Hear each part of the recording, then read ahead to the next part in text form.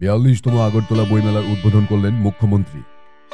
হাপানিয়া আন্তর্জাতিক মেলা প্রাঙ্গণে 14 দিন ব্যাপী 42তম আগরতলা বইমেলার উদ্বোধন করলেন রাজ্যের মুখ্যমন্ত্রী প্রফেসর ডাক্তার মানিক সাহা।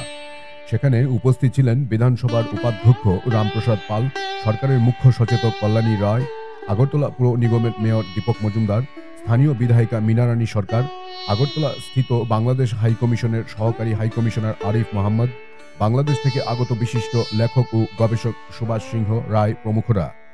14 দিন ব্যাপী এই মেলার সমাপ্তি হবে 5ই মার্চ। রোজ বেলা 2টায় শুরু হবে আর রবিবার দিন তা হবে বেলা 1টায়। রাজ্যের 110টি স্টল, প্রতিবেশী রাষ্ট্র বাংলাদেশের 5টি, পশ্চিমবঙ্গের 66টি, 6টি আসাম থেকে ও 2টি করে উত্তরপ্রদেশ ও দিল্লির স্টল এবারের বইমেলায় রয়েছে।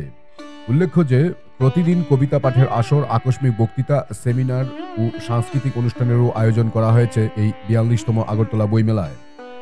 আজ এই মেলায় উদ্বোধনী ভাষণে মুখ্যমন্ত্রী প্রফেসর ডাক্তার মানিক সাহা বলেন, রিপোর্ট AGT লাইভ 24/7।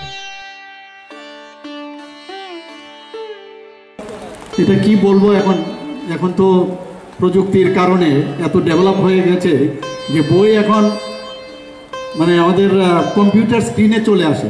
তো এটার অ্যাডভান্টেজ ডিসঅ্যাডভান্টেজ সবই আছে, আমাদের মোবাইলের মধ্যেও চলে আসে। আমার মনে আছে সেখানে গিয়ে ছদ্ম নামেও যারা লেখক তাদের নামও আমাদের মুখস্থ হয়ে যেত। জরাসুন্দর কথা আমার এখনও মনে আছে। তো এইগুলো আমাদের মুখস্থ ছিল তখন, এবং এর মধ্যে যখন বই দেখতাম যে ছদ্ম নামের বইটা কি, এবং ওই বইয়ের পড়ার পরে এরকম একটা ভিতরে ফিল হতো যে ওনার বইটা যদি নতুন কিছু বেরিয়েছে কিনা তার উপর ভিত্তি করে আমরা ওই স্লিপটা দিতাম যে এই বইটা আছে কিনা। তো এই যে একটা আগ্রহ, জানার যে একটা আকাঙ্ক্ষা, একটা বিশ্বগ্রাসী ক্ষুধায় যে আমরা সবসময় থাকি জ্ঞান অর্জনে, সেটা কিন্তু আমি জানি না এখনকার ছেলেমেয়েরা আমাদের থেকে আরও বেশি অনেক ট্যালেন্ট, অনেক বেশি ওরা জানে, ওদের মস্তিষ্ক অনেক বেশি কাজ করে। এখন যদিও মোবাইলের মাধ্যমে সব হয়, সব জানে, সব কিছু, কিন্তু তারপরেও বইয়ের যে স্বাদ, তার যে রস, সেটা কিন্তু এই আপনার মোবাইল এবং ইলেকট্রনিক যুগে সেটা সম্ভব না আমি মনে করি। এবং যেখানে অর্থনীতির বিষয় হোক, মেডিকেল সায়েন্সই বলুন বা অন্যান্য যেসব আমাদের পলিটিক্যাল সায়েন্স বলুন, যাই বলুন, সেখান থেকে আমরা যদি অনেক সময় আজকাল কিন্তু আমি চিকিৎসক হিসেবে বলছি, অনেকে মোবাইল দেখে চিকিৎসা করে ফেলে। এটা কিন্তু সাংঘাতিক বিপজ্জনক, কারণ যতক্ষণ ধরে বইয়ের মধ্যে এবং তার যতক্ষণ সিলমোহর না পড়বে, সেই সিলমোহর না পড়লে, বইয়ে যতক্ষণ ধরে না আসবে, সিলমোহর না পড়বে, ততক্ষণ ধরে সেটাকে কিন্তু মানুষ গ্রহণ করা উচিত নয়।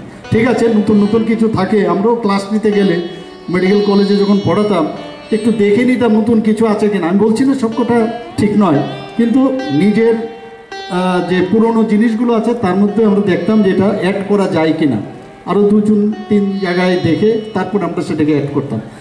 তো এখনও আজকের এই বই মেলাতে আমি বলবো মানুষের মধ্যে, কারণ গত বছরও যে বিক্রি এখানে হয়েছে, একটা বিশাল সংখ্যা এখানে বই বিক্রি হয়েছে, তবেই তো প্রকাশকরা এবং যারা বই বিক্রেতারা এখানে আসছেন, রাইটাররা আসছেন, নিশ্চয়ই বই বিক্রি হয়।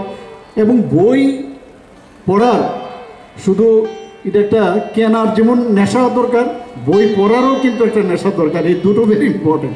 নেশাও কিন্তু নেশা থাকতে হবে কেনার। আরেকটা জিনিস আমি দেখি, এটা মিসিং, আমি যেটা দেখি সেটা হচ্ছে, আগে আমরা যখন কোনো অনুষ্ঠানে যেতাম সেখানে কিন্তু, এখন তো আমরা কথায় কথায় ফুল নিয়ে চলে যাই, সে বুকের মতো করে বুকে দিয়ে চলে আসি, প্রেজেন্টেশনটা কমে গেছে। কিন্তু আমার মনে হয় এটা আমরা কেন না আমরা নতুনভাবে আবার শুরু করি, তাতে করে যারা রাইটার তারাও উৎসাহিত হবে, বইয়ের যারা প্রকাশক তারাও উৎসাহিত হবে, বইয়ের যে ভলিউম মানুষের কাছে পৌঁছবে, পড়বেও। সে আমার মনে আছে এখনও আমাদের যে বিভিন্ন অনুষ্ঠানে যে বই যারা দিয়েছেন তাদের কত সুন্দর করে লেখা, উপহার করে কি সুন্দর করে লিখতো, এই কালচার কিন্তু এখন চলে গেছে। তা আমার মনে হয় ফুলেরও যে বুকে আমরা কিনি দোকান থেকে, তার যে দাম, তার পরিবর্তে বই যদি কিনে আমরা এখন থেকে, আমরা কেন এটা চেষ্টা করি না যে শুধু বই দেব? এই বইয়ের দিলে কিন্তু অনেক বেশি উৎসাহিত করা হবে, এবং বই মেলা কিন্তু সারা বছরই চলবে আমি মনে করি। এবং যারা বিক্রেতারা আছে বিভিন্ন জায়গায় তারাও উৎসাহিত হবে এবং আনবেও বাইরের থেকে নতুন নতুন বইয়ের, সেটা বাংলাতেই হোক, হিন্দিতেই হোক, ইংলিশেই হোক। এবং আমি নিজেও দেখেছি, আমাদের কিছুদিন আগে আমি দিল্লির থেকে আসছিলাম, আমাদের একজন সহকর্মী, উনি দিল্লির এয়ারপোর্টে হঠাৎ করে একটা বই নিয়ে আসলেন, এবং বইয়ের আমি নাম বলছি না কি এটার নামটা ছিল, আমি এটা বললে এটা কারণ পলিটিক্যাল বিষয় আছে এটা। তো আমি দেখলাম এই বয়সে ওনার মধ্যে আমাকে বলছেন যে বইটা কিন্তু তুমি পড়বে, কারণ খুব এটার ভিতরে অনেক জিনিস আছে। এবং এই যে 2 আওয়ার্স বা 2.5 আওয়ার্সের যে জার্নি দিল্লি থেকে আসা, সে পুরো বইটা কিন্তু পড়ে ফেলবে। এই যে আমাদের মধ্যে এই যে আগে ট্রেনে যাওয়া, আমরা সবসময় এই বই পড়ার যে অভ্যেসটা সেটা কিন্তু কমে গেছে। আমরা সিনেমা হলে আগে আমরা সিনেমার লাইনে সিনেমা যেতাম, সিনেমা হলে টিকিট পাওয়ার জন্য কত সমস্যা, এদিক ধরে অনেকে বলে টিকিট সংগ্রহ করতাম, কিন্তু এখন কিন্তু ঘরের মধ্যেই সিনেমা দেখা যায়। ঠিক তদ্রুপ এখন বইয়ের যে বিষয়, যেহেতু স্ক্রিনে দেখা যায়, তো সেই কারণে বইটা কম গেছে। আমি আশা করি এই বইমেলার মেইন উদ্দেশ্য যেটা হবে যে মানুষকে আরও উৎসাহিত করতে হবে, এবং পড়ার যে অভ্যেসটা শুধু পাঠ্যগত বই পড়লেই হবে না, পারবো আমরাও কোথায় আছি এবং আগামী দিন আমরা কোথায় যাব সেই বিষয়ে আমরা জানতে পারবো। আজকে বই মেলাতে এই বৃষ্টির দিনেও আপনারা সবাই এসছেন, বসেছেন অনেকক্ষণ ধরে, আমিও বসেছি সেখানে, আমরা সবাই এখানে যারা আছি অত্যন্ত ভালো লাগলো এটা, যে অন্তত ওকে আমরা we have enjoyed this particularly this events.